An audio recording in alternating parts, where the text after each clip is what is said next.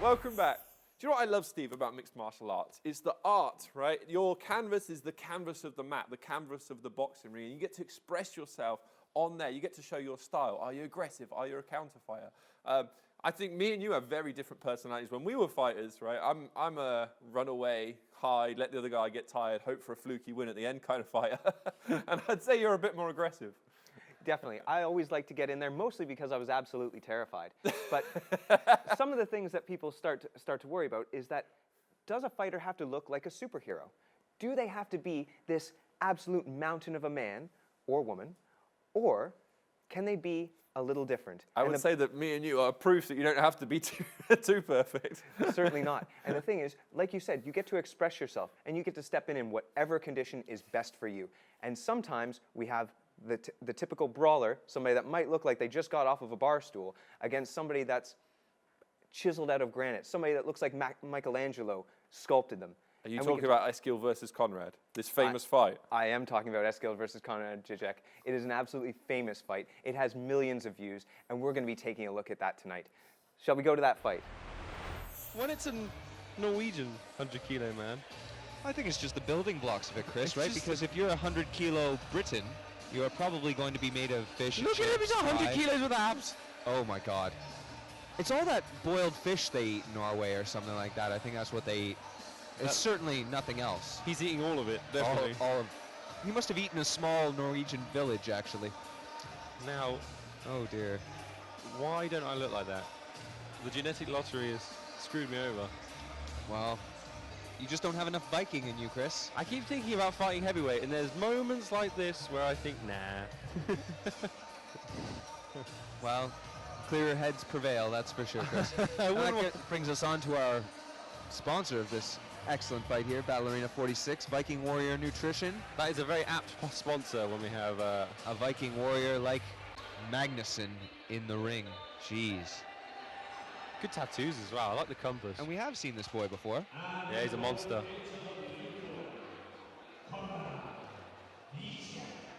From Berserkers Kyrgyzstan.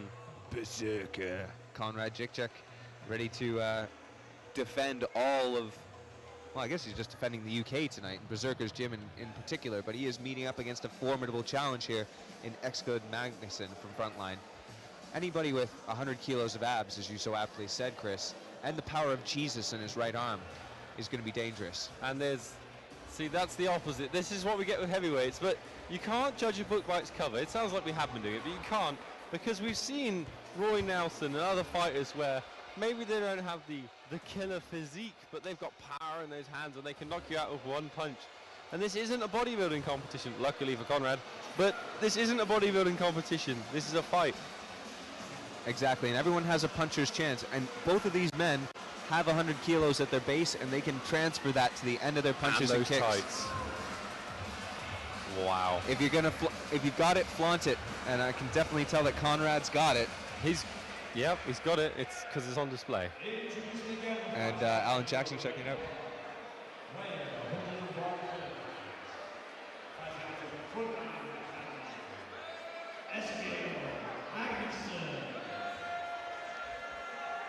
I'll say one thing, Frontline, they don't bring many fans with them.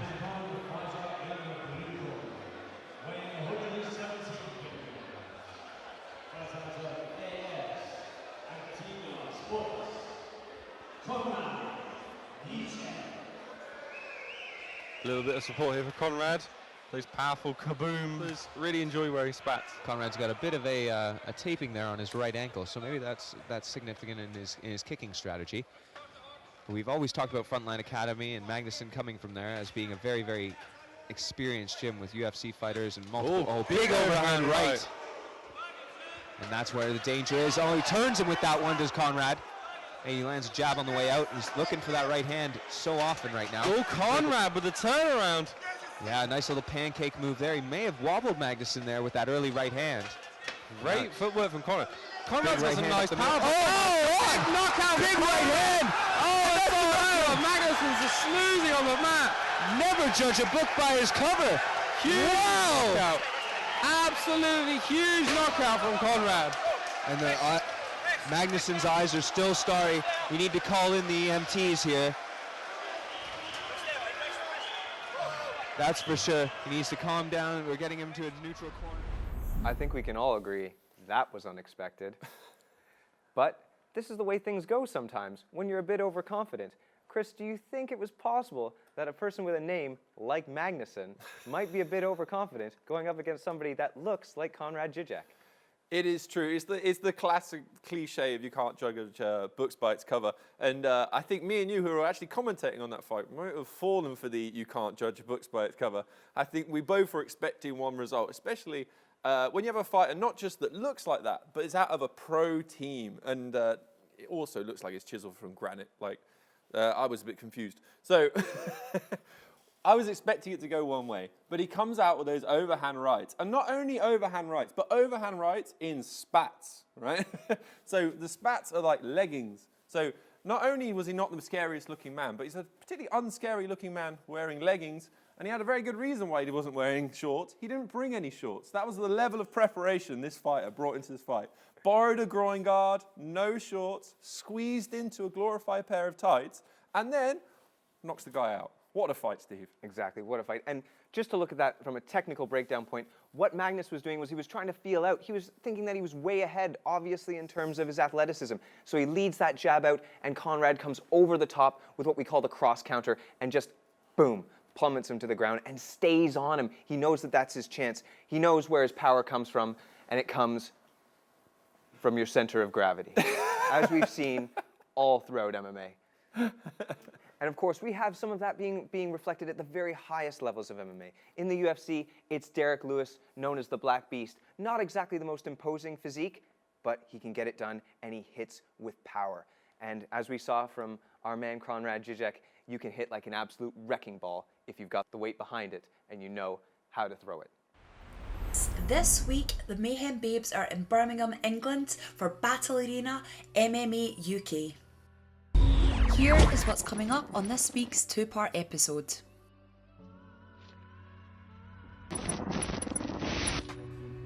Birmingham has a population of over 1.1 million people, and it's the second largest city in England. It has become a metropolitan and vibrant city that hosts diversity and culture in its roots. The city, however, like the rest of us, has been hibernating and waiting out the COVID storm. So this week I want to find out who your favourite fighters from Birmingham are and why. You can engage with us on all social media platforms using hashtags MayhemBabes or hashtag MayhemBattleBabes.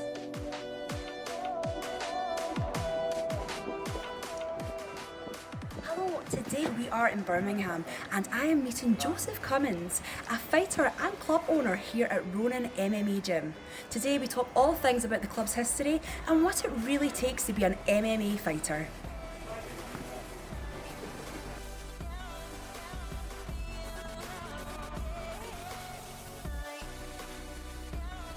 Ronin Gym was established in January 2020. Yes, that's right. 2 months later, the pandemic hit, and unfortunately it meant this gym could not open up to the public.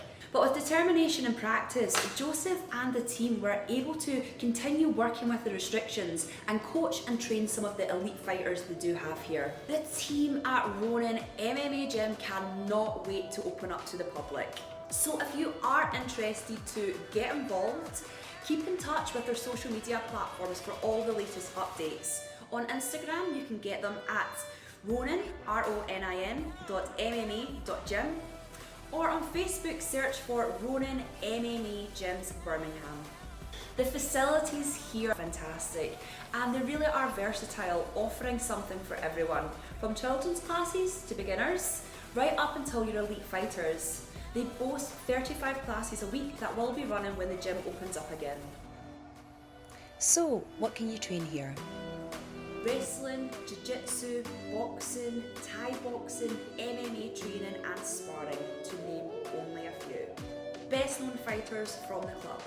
Joseph, the owner, is setting the standards high as he is the best known fighter at the club and current EFC lightweight champion. Title, Joseph Silk Cummins won in South Africa in 2019 that was aired out to 2.3 million people.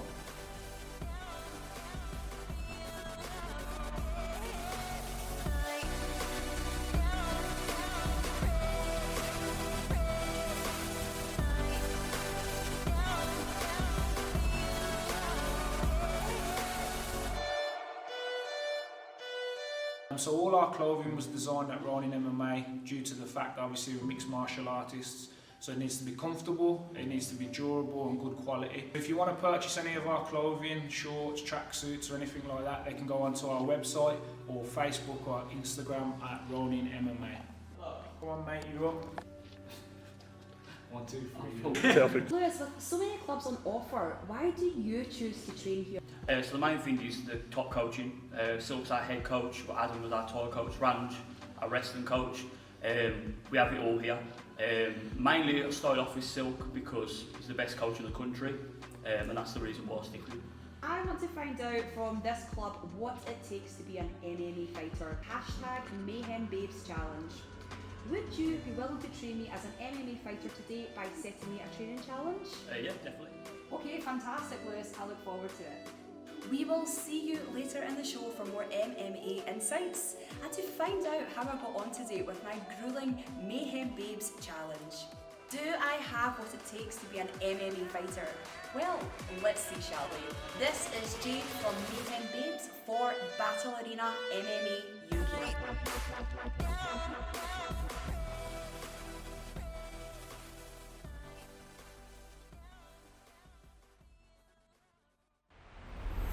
Thank you for that, ladies. I'm really looking forward to seeing how that's going to pan out for you.